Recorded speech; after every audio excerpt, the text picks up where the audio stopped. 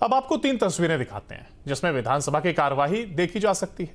जहां एक और कल बजट पेश होना है, तो वहीं दूसरी तरफ सत्र के दूसरे दिन सदन की कार्यवाही हंगामे की भेंट चढ़ गई। विपक्ष जहां एक और सदन की अवधि को बढ़ाने की मांग पर अड़ा रहा, तो वहीं सत्ता पक्ष अमर्यादित व्यवहार को लेकर के विपक्ष से माफी की मांग करता रहा। इस दौरान स्पीकर रितु खंडूरी के तल्ख तेवर भी नजर आए। उन्होंने 2 टूक शब्दों में कहा कि सभी विधायक सदन की मर्यादा को तार तार ना करें।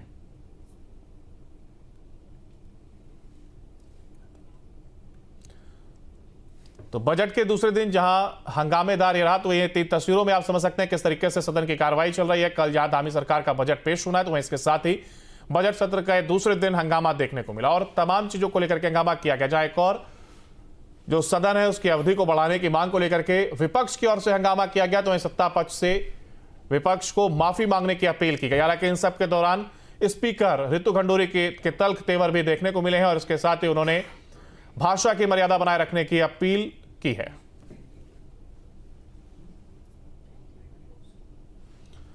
तो जहां कल बजट का पिटारा खुलेगा, तो वहीं इसके साथ ही लोगों को एक आश है कि इस बार उत्तराखंड के बजट में क्या कुछ खास रहने वाला है और तमाम चीजों को लेकर के लगातार निगाहें बनी हुई हैं। धामी सरकार कल बजट रखेगी, तो वहीं इसके साथ ही बजट सत्र के दूसरे दिन की अगर बात की जाए, तो यह सत्र भी पूरी तरीके से हंगामे की भेंट चढ़ा और इस दौरान जमकर हंगामा सत्ता पक्ष और विपक्ष की ओर से किया गया। विपक्ष की बात की जाए तो सदन की अवधि को बढ़ाने की मांग को लेकर के यह हंगामा किया गया। इसके साथ ही सत्ता पक्ष की ओर से विपक्ष को माफी मांगने की बात कही गई है। हालांकि इस दौरान सत्र पूरी तरीके से हंगामेदार रहा है। तीसरी तस्वीर जो आप देख रहे हैं, इसमें स्पीकर रितु खंडूरी के तल्ख तेवर देखने को मिले हैं, जहां पर सदन की मर्यादा को बनाए रखें और इसको न तोड़ें, ये अपील रितु खंडूरी की ओर से की गई है। भाषा की मर्यादा, इसकी अपील स्पीकर की ओर से यहां पर की गई है। तो 3 ये तस्वीरें जो कि 3 खबरों को दर्शाती हुई, जहां पर बजट को लेकर के बात, तो इसके साथ ही सदन हंगामे की भेंट चढ़ता और इसके साथ ही तीसरी तस्वीर स्पीकर रितु खंडूरी, जिसमें तल्ख तेवर दिखाते हुए उन्होंने भाषा की मर्यादा को बनाए रखने की इस दौरान अपील की है। वहीं अगर बजट की बात की जाए तो 1 लाख करोड़ से ज्यादा का बजट होने का यह अनुमान जताया जा रहा है और ऐसे में तमाम चीजों को लेकर के लोगों की यह नजर जरूर धामी सरकार के इस बार पेश किए जा रहे बजट पर रहने वाली है। कल का वो दिन होगा जब ये बजट पटल पर रखा जाएगा और इस दौरान देखना ही होगा कि क्या कुछ राहत लोगों को मिलती है इस बजट के बाद से। तमाम आस के साथ लोग टकटकी लगाए इस बजट की ओर बने हुए हैं और ऐसे में कल वो दिन जब सरकार बजट रखेगी। हालांकि कहा जा रहा है कि ज्ञान पर आधारित ये बजट रहने वाला है।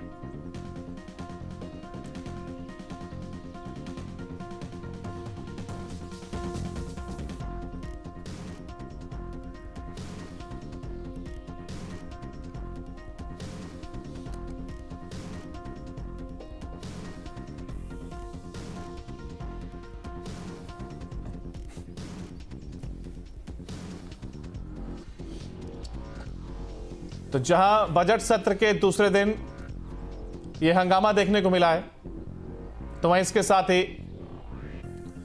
हमारे संवाददाता इस पर जानकारी के लिए अजीत राठे हमारे साथ लाइव जुड़ गए हैं। अजीत, देखिए जहां एक और बजट की बात की जा रही है, कल बजट रखा जाएगा और ऐसे में लोगों को क्या कुछ फिलहाल पहले तो उम्मीदें और उसके बाद तमाम सवाल जरूर यहां पर खड़े और लोगों को क्या आस है इस बजट को लेकर के?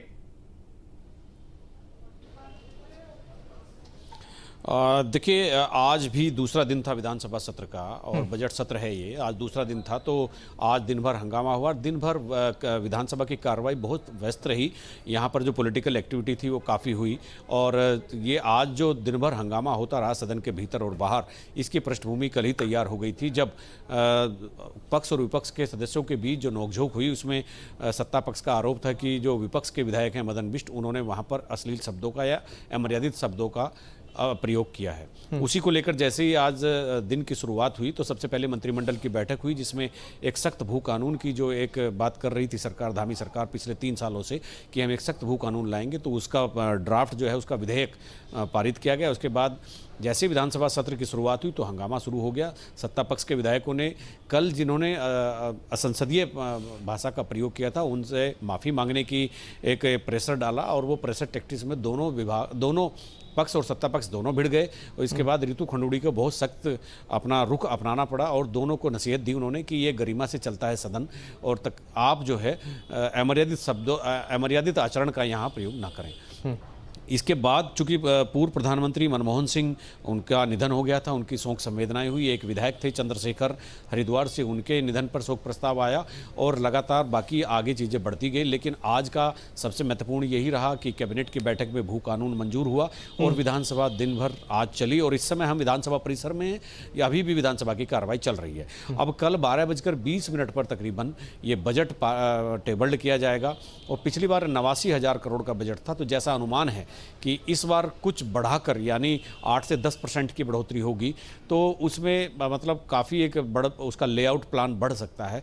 तो 95,000 करोड़ से 96-97,000 करोड़ के आसपास इस बार का बजट जो है वार्षिक बजट हो सकता है। इस बजट को लेकर के तमाम परिकल्पनाएं की गई हैं। पिछले साल भी जैसा सरकार ने कहा था और इस बार भी ज्ञान का एक कॉन्सेप्ट सरकार लाई है, G फॉर गरीब, Y फॉर युवा, A फॉर अन्नदाता और इसके अलावा N फॉर नारी। तो इन सभी वर्गों को ध्यान में रखते हुए बजट का एक ड्राफ्ट तैयार किया गया। उस मनी बिल के विधेयक को कैबिनेट पहले ही मंजूरी दे चुकी थी और कल उसको 12:20 पर विधानसभा में टेबल्ड किया जाएगा और उसके बाद फिर उसको सभी सदस्यों को दिया जाएगा और पढ़ने के बाद फिर एक समय निर्धारित होगा कि कब उस पर चर्चा करनी है। इसके अलावा विभागों के बजट भी उसके बाद आने शुरू होंगे, क्योंकि सबसे पहले बजट आता है, जो मेन बजट होता है वो आता है। उसके बाद तमाम मंत्री अपने अपने विभागों के बजट टेबल्ड करते हैं, लेकिन वो कल नहीं होंगे, वो परसों से होंगे।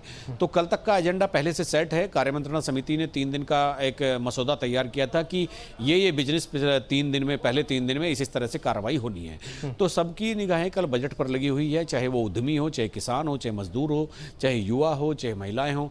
तो तमाम जो वर्ग हैं, जितने भी समुदाय हैं, सबकी निगाहें कल के बजट पर, धामी सरकार के बजट पर लगी हुई है। 12:20 पर जैसे ही बजट टेबल्ड होगा तो बहुत सारी चीज़ें बाहर आ जाएंगी कि कितने का बजट है, किस सेक्टर को ज़्यादा मिला है, किस सेक्टर को कम मिला है। तो ये एक जो क्लासिफिकेशन का जो एक तौर तरीका होता है फाइनेंस का, तो उसके हिसाब से फिर बजट का अवलोकन करने का एक समय होगा।